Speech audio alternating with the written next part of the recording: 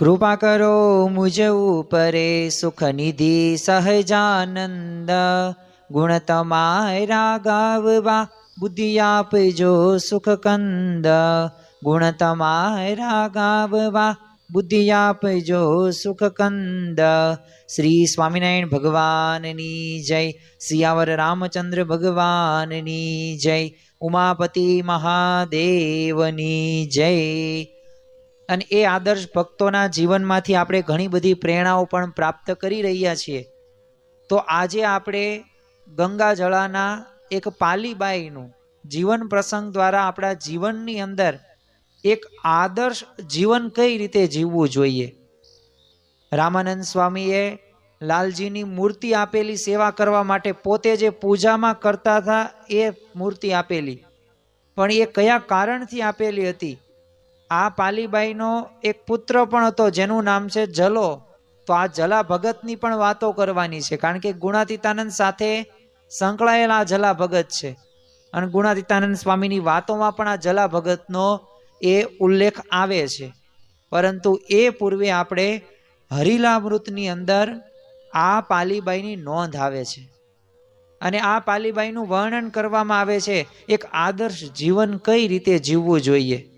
આમ તો પાલીબાઈના જીવનની અંદર સાત્વિકતા અને નિયમ ધર્મ યુક્ત એમનું જીવન હતું અને ભગવાન અને સંતને સાત્વિકતા ગમે છે, ભગવાન અને સંતને નિયમ ધર્મ યુક્ત જે જીવન જીવતા હોય એવા ભક્તો ગમે છે।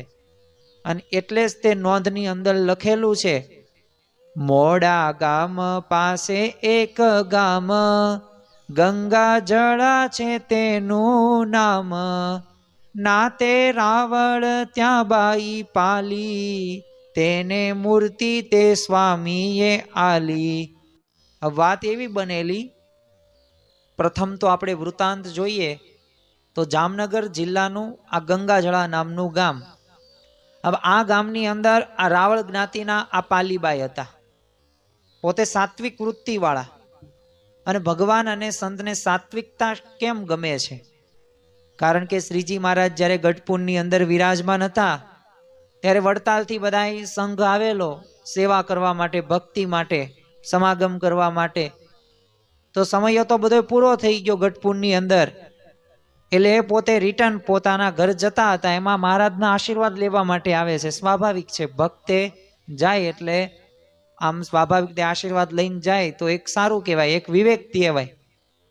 એટલે બધા એ ભક્તો આવે છે મહારાજ પાસે પગે લાગ્યા અને મહારાજને કહે છે કે અમારા ઉપર દયા રાખજો। તે મહારાજ કે તમે અમારા ઉપર દયા રાખજો, અને એમ કહીને તો જય સ્વામિનારાયણ કહી દીધા બધા ભક્તોએ અને પોતે જવા નીકળ્યા।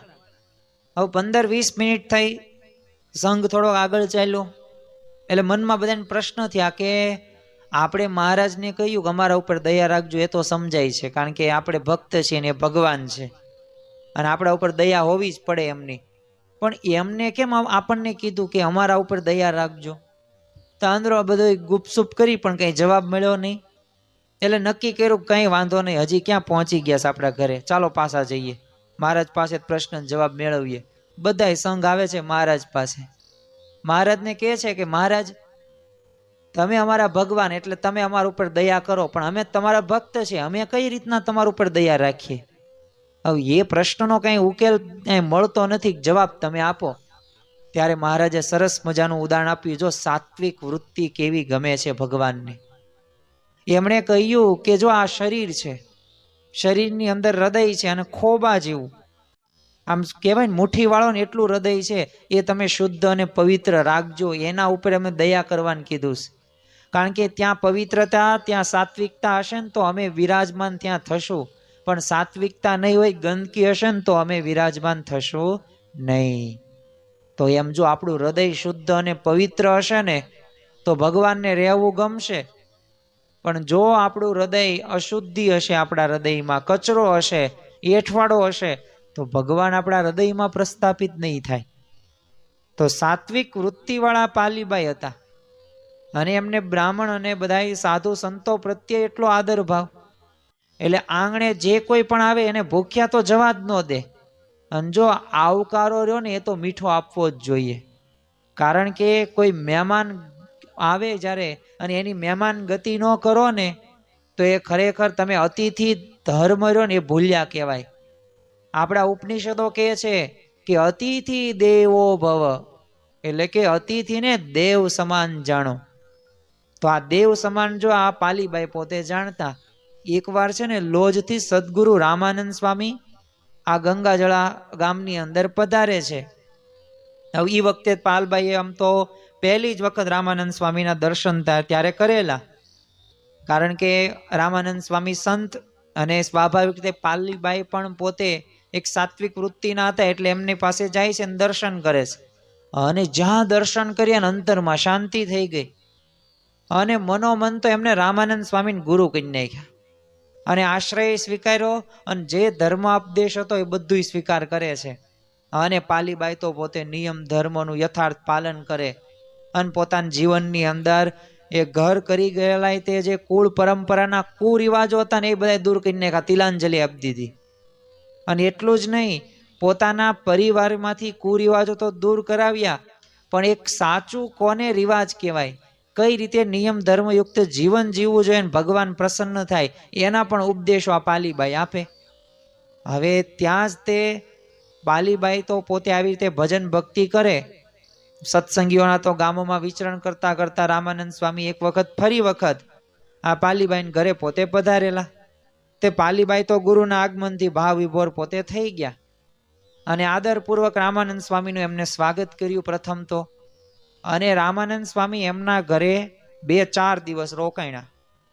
તે એક દિવસ છે ને પાલીબાઈએ રામાનંદ સ્વામીને કીધું કે સ્વામી, આપની કૃપાથી તો જો ધર્મ નિયમ પાળવામાં તો મારે બધી રીતે અનુકૂળતા છે, પણ અમારા પરિવાર તરફથી મને કોઈ જાતની તકલીફ નથી અને હું પાછું નિયમિત પૂજા પાઠ પણ કરું. પણ સ્વામી, તમે જે લાલજીની જે મૂર્તિની જે નિત્ય પૂજા કરો છો ને, જો એ મૂર્તિ મને આપો ને તો હું એની નિત્ય પૂજા કરીશ.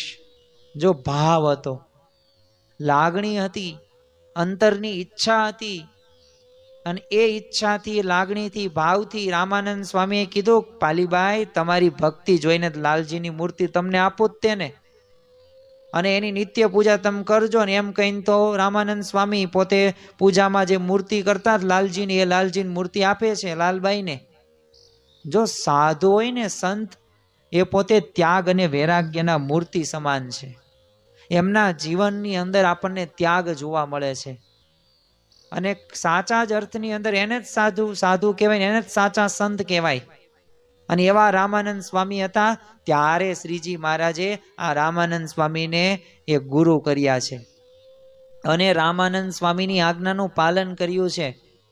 મુક્તાનંદ સ્વામીએ એ પત્ર રામાનંદ સ્વામીને મોકલો. કોઈક તમે કીધું હતું એવો કંઈક યુવક આવ્યો છે, 18-19 વર્ષની ઉંમર, આમ દેખાય છે, શરીર બહુ ત્યાં આમ ક્ષીણ થઈ ગયેલું છે. અને ત્યારે રામાનંદ સ્વામીએ પ્રત્યુત્તરમાં કીધું કે એને જો નિયમ ધર્મનું અને જો આજ્ઞામાં રહેવું હોય ને તો રે, નકર નહીં. અને જ્યારે નીલકંઠ વર્ણીએ આ જ્યારે વાંચ્યું, આમનું મુક્તાનંદ સ્વામી પાસે સાંભળ્યું ને, તરત તે થાંભલાની બાદ ભીડ લીધી. કારણ કે રામાનંદ સ્વામીએ કીધું થાંભલાની બીજ ભરી નહીં તે રહેવું પડશે. તો જો આ પ્રકારની તત્પરતા હતી, પણ વિચાર કરો, એ રામાનંદ સ્વામીને એક પણ પ્રકારનું મમત્વ મારું તારું એમના જીવનમાં જોવા મળતું નહીં. ત્યારે ભગવાને પણ એમને આ રામાનંદ સ્વામીને ગુરુ કરેલા અને એમની આજ્ઞા પ્રમાણે પોતે વર્ત્યા પણ હતા. હવે ગુરુ તો ધામમાં સીધા આવતા, એટલે એમની જગ્યાએ ભગવાન સ્વામિનારાયણ પોતે ગાદી આવેલા.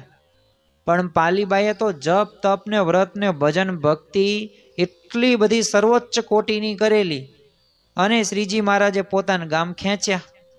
પાલબાઈની ભક્તિની વશ થાય નહીં તે શ્રીજી મહારાજ એમના ઘર પોતે પધારે છે અને શ્રીજી મહારાજનો સમાગમ કરીને આ પાલબાઈએ પણ પ્રભુની ખૂબ પ્રસન્નતા મેળવેલી. જો ભગવાન રહ્યા ને જપ તપ વ્રત ભજન ભક્તિ એટલે કે નવધા ભક્તિથી પ્રસન્ન થાય છે. અને જે ભક્તો પ્રસન્ન કરી શક્યા છે ને, એમના જીવનની અંદર આપણને આ જોવા મળે છે. તમે જો વ્રત કરે, અમુક ભજન કરે, ભક્તિ કરે, અરે લોક લાજનો ત્યાગ કરીને ભગવાનનું ભજન કરે છે, એવા ભક્તો ઉપર જ તે ભગવાનની અતિશય પ્રસન્નતાનો એ પ્રાપ્ત થાય છે. હવે આ પાલીબાઈને છે ને એક જલો નામે એક પુત્ર હતો. અને હરિલામૃતની અંદર પણ લખ્યું છે કે જલો ભક્ત તે પાલીનો પુત્ર, તેના ઘરમાં તે મૂર્તિ છે તત્ર. પાલી બાઈને તે પછી જ્યારે મળ્યા શ્રી સહજાનંદ રે ત્યારે, જલા ભક્તને કરવા ત્યાગી, સોંપ્યા શ્રી હરિને પગે લાગી. તો એક જે પુત્ર હતો ને, આ પાલીબાઈને પુત્ર, એનું નામ હતું જલો. હવે એને તે સત્સંગના તો શુભ સંસ્કારો પાલીબાઈ આપેલા જ તે. અને જીવનમાં એક વાત યાદ રાખવી કે કૂવામાં હોય ને તો હવાડામાં આવે. મોરના ઈંડા ચીતરવા ન પડે. એમ માતા પિતાનામાં જો સંસ્કાર હોય ને તો એના પુત્ર કે પુત્રીમાં આવે આવે આવે. પણ હવે કોઈક પિતા હોય એ વ્યસન કરતા હોય, ગમે તેવું જેમ તેમ એલફેલ બોલતા હોય, તો એના સંતાનો પણ એવા જ હોય. તમે જોજો, વ્યસન કરનાર કોઈક યુવક હશે ને, બાળક, એ પોતાના માતા પિતામાંથી પણ શીખતા જોવા મળે છે. આપણને એવું લાગે કે આવી ભાષા ક્યાંથી શીખ્યા, પણ એ ઘરમાં જ આપણી જ ભાષા શીખ્યા છે ને એ જ બોલે છે. એટલે આજના દિવસે આપણે ખાસ આપણા જીવનમાં એક વાત યાદ રાખવી કે જો અધિક માસની અંદર તો આપણે આવા ભક્તોના ચરિત્રો આપણે 30 દિવસ સુધી આપણે સાંભળવાના જ છીએ. પણ આ દરેક ચરિત્રોમાંથી આપણા જીવનમાં કંઈક આપણે આગળ વધવાનો એક પ્રયત્ન કરીએ. અને જો પુરુષ પ્રયત્ન કરીશું તો ભગવાન અવશ્ય સાથ આપશે જ તે. જો આ પાલીબાઈ આટલા બધા ભાવિક ભક્ત હતા તો એના પુત્ર પણ કેવો હોય? સારો જ હોય, શુભ સંસ્કારયુક્ત જ હતો. અને પુત્રને પ્રગટની ભક્તિમાં રંગે રંગાયણો અને આજીવન શ્રીજી મહારાજની સેવામાં એમને સમર્પિત કરી દીધો. હવે માતાની આજ્ઞાનું પાલન કરનાર આ જલાએ છે ને ત્યાગી પાર્ષદ તરીકે દીક્ષા ગ્રહણ કરેલી. હવે શ્રીજી મહારાજ તો સ્વધામ પધાર્યા, પણ આ જલા ભગત પછી તો જુનાગઢ મંદિરની અંદર નિવાસ કરીને રહે. અને જુનાગઢનું મંદિર એટલે કે મૂળ અનાદિ અક્ષર મૂર્તિ ગુણાતીતાનંદ સ્વામી એના મહંત. હવે અક્ષર બ્રહ્મ ગુણાતીતાનંદ સ્વામી સાથે ખૂબ એને હેત થઈ ગયું આ જલા ભગતને. અને સ્વામીની આજ્ઞામાં રહીને જુનાગઢની બધી ખેતીવાડી સંભાળી અને મંદિરના એ બધા કારખાનાની સેવામાં પણ એને ઝંપલાવેલું. અને પોતાનું શેષ જીવન રહ્યું ને ગુણાતીતના ચરણોની અંદર એને આમ આખું વ્યતીત કરેલું. તો એનો ભાવ જ હતો કે મારે મારી માતાની આજ્ઞામાં રહેવાનું છે અને મારી માતાની આજ્ઞા છે કે આ રીતે ભગવાનની અને સંતની આજ્ઞાનું પાલન કરીને જીવન વિતાવવું. હવે એમને ગુણાતીતાનંદ સ્વામી સાથે ખૂબ લગાવ હતો અને સ્વાભાવિક રીતે જુનાગઢની અંદર જ તે ગુણાતીતાનંદ સ્વામી અખંડ રહેતા. હવે જ્યારે સ્વામી જુનાગઢથી આમ વિચરણ કરવા જાય ને ત્યાં જલા ભગત પણ સાથે જ રહે સેવા કરે પાછી. તો આટલી તો આત્મબુદ્ધિ હતી. અરે એટલું જ નહીં, એકવાર સ્વામી સાથે પોતે વડતાલ ગયા. ત્યાં કોઈકે મજાકમાં જલા ભગતને કીધું કે હવે સ્વામી એને અહીંયા છે ને વડતાલમાં જ રાખવાના છે. અને એ સાંભળીને તો આ જલા ભગત બહુ રડ્યા. અને પછી સ્વામી એને વચન આપ્યું કે જુનાગઢ જ રહેશું, તમે છાના રહ્યો. તો જો આવું હેત એને બંધાઈ ગયેલું હતું, છતાં પણ જો સ્વામી એમને ઉપાસના સંબંધી આમ વ્યવહાર સંબંધી આજ્ઞા કરે ને તો એ જલા ભક્તને બહુ માન્યમ ન આવે. એટલે ગુણાતીતાનંદ સ્વામી આપણે એમની વાતો વાંચીએ ને ત્યારે ઘણી વખત જલા ભગતનો એમને એ ઉલ્લેખ કરેલો છે ને એ ઉલ્લેખ આપણને ખ્યાલ આવે. એક વાતનું આપણે જોઈએ કે જલા ભગતને એમને 3જા પ્રકરણમાં એ 33મી વાતની અંદર યાદ કરતા એક સમજાવ્યું છે અને એ વાત આજના દિવસે આપણે સમજવાની છે. હવે ગુણાતીતાનંદ સ્વામી એ વાતની અંદર કહે છે કે સત્સંગમાં એમ વાત થાય છે કે જીવ બ્રહ્મરૂપ થઈ જાય ત્યારે પૂછ્યું છે કે સત્સંગમાં વાત તો થાય છે તોય જીવ બ્રહ્મરૂપ કેમ નથી થતો? પછી સ્વામી બોલ્યા, જો આપણને આ પ્રશ્ન થાય કે આટલા બધા સમયથી સત્સંગ કરીએ છે, આધ્યાત્મિક માર્ગની અંદર સર્વ કોઈ સાધકની આ જ અપેક્ષા છે કે બ્રહ્મરૂપ થવું છે ને પરબ્રહ્મની ભક્તિ કરવી. લોયાનું 7મું વચનામૃત જેમાં શ્રીજી મહારાજે સ્પષ્ટ કીધું છે કે બ્રહ્મરૂપ થયા વિના પરબ્રહ્મની ભક્તિ કરવાનો અધિકાર મળતો નથી. હવે બ્રહ્મરૂપ થવા માટે એકાંતિક ધર્મના 4 અંગો પણ આપણે સિદ્ધ કરવાના છે. તો હવે વાતો થાય પણ આ જીવ કેમ બ્રહ્મરૂપ નથી થતો? આવો પ્રશ્ન આપણને થાય તો ગુણાતીતાનંદ સ્વામી એનો જવાબ આપે છે કે હેતે કરીને સત્પુરુષમાં જીવ બાંધ્યો નથી, અને સત્પુરુષમાં જીવ બાંધ્યો હોય તો તેનો વિશ્વાસ ન આવે. તો જો હેતે કરીને એટલે પ્રેમે કરીને, પ્રેમ એક વખત કરીને આપણે આપણા જીવનની અંદર ભગવાન અને સત્પુરુષ સાથે હેત એવો બંધાય અને વિશ્વાસ આવી જાય ને તો વાંધો ન આવે. વિશ્વાસે વહાણ તરે. એક વખત સત્પુરુષમાં હેત થઈ ગયું ને એટલે વિશ્વાસ આવે જ તે, અને વિશ્વાસ આવે એટલે કામ થાય. હવે પછી એ વાતની અંદર પૂછ્યું કે હેતે કરીને જીવ બાંધ્યો હોય તો એનો વિશ્વાસ કેમ ન આવે? ત્યારે સ્વામીએ શું જવાબ આપ્યો? ત્યારે જલા ભગતને યાદ કરતા કીધું, જે પાલીબાઈનો પુત્ર. જલા ભગતને ઉદ્દેશીને કીધું ગુણાતીતાનંદ સ્વામી કે આ જલા ભક્તે મારી સાથે જીવ ઘણો બાંધ્યો છે પણ મારો વિશ્વાસ ન આવે. એમ કહીને વળી બોલ્યા છે કે વિશ્વાસ તો હોય તો પણ નિષ્કપટપણે વર્તાય નહીં, અને નિષ્કપટપણે વર્તે તો જીવ બ્રહ્મરૂપ થયા વિના રહે નહીં. એ સિદ્ધાંતની વાત છે. તો જો અહીંયા જલા ભગતને યાદ કરીને શા માટે? કારણ કે એટલો બધો એમને હેત હતો. હવે જો જીવ ઘણો બધો આમ સ્વાભાવિક રીતે આપણને ગણી શકીએ પણ વિશ્વાસ નહોતો. પાછી વાત એમ પણ કરી, વિશ્વાસ હોય ને પણ જો નિષ્કપટપણે વર્તાય નહીં તો પણ જીવ બ્રહ્મરૂપ ન થાય. નિષ્કપટપણે એટલે શું? તો આપણામાં રહેલી ખામીઓ એ સત્પુરુષ આગળ આપણે કહીએ. ઘણી વખત આપણે ભગવાન અને સંત આગળ ખામી નથી કહેતા, કંઈક છુપાવીએ રાખીએ છીએ, તો પણ જો ભગવાન અને સત્પુરુષને ગમતું નથી. એટલે આવી રીતે જલા ભગતને ગુણાતીતાનંદ સ્વામી એમની વાતની અંદર એ રીતે દ્રષ્ટાંત આપીને સમજાવતા. એટલે ખરેખર આમ તો ગુણાતીતાનંદ સ્વામીની દ્રષ્ટિમાં આવી ગયા, પણ એમને જીવનના છેલ્લા શ્વાસ સુધી સેવાય કરેલી અને પ્રસન્નતા પણ મેળવેલી, અને અંતે પોતે જુનાગઢ મંદિરમાં જ તે પોતે અક્ષરવાસી એ આ જલા ભગત થાય છે.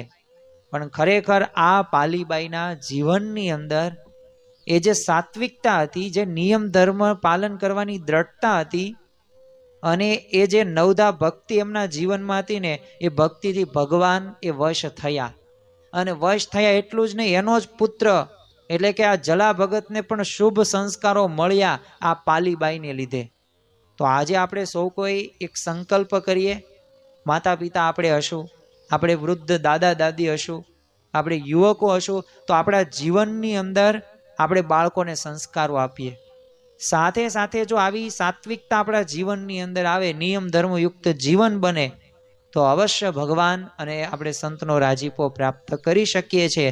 તો આજના અધિક માસ એ ભક્ત ચરિતમની અંદર આપણા જીવનની અંદર આવા ગુણો આવે, આવી સમજણો આવે કે જેથી આપણે ભગવાનને રાજી કરી શકીએ. શ્રી સ્વામિનારાયણ ભગવાનની જય.